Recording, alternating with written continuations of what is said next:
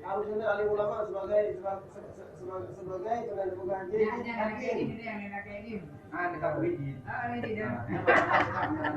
Tebak je.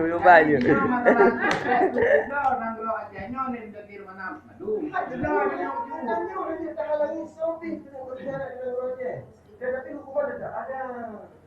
Banyak hukum menyangkut Allah yang hukum. Anak tapi jangan Dengan mengikuti nafsu ini jalan yang macam mana hukum aja. Hukuman dari banyak apa?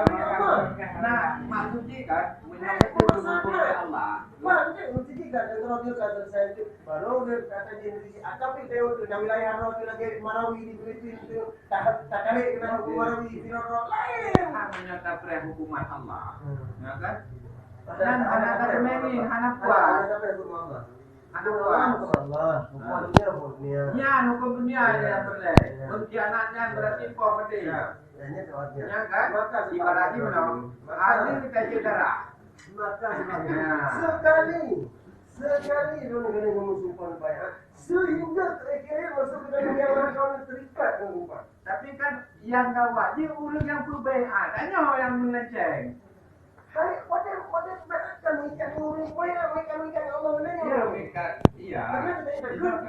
Ulun musufah setiap dan mana bergaji dengan ron yang bayar non dan ulun orang untuk ron urung yang bayar mana? Darah ulun, nyawang ulun, harta ulun. Pada tanya ni memang gede kan. Kan yang hari di no. Urung yang perbaikan tanya madu. Yang pula madu, urung panjang. Yang celaka. Nah kan, Yang celaka. Kan di tandronya. Makanya dah kan kejadian sebelah. Kain melodi dengan sajaran.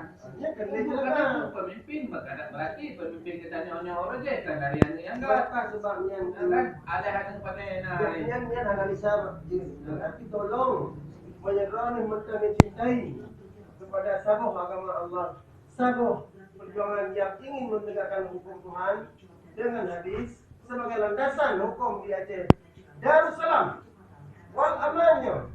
Mana hanya bukan hal boleh orang. Kasih mana?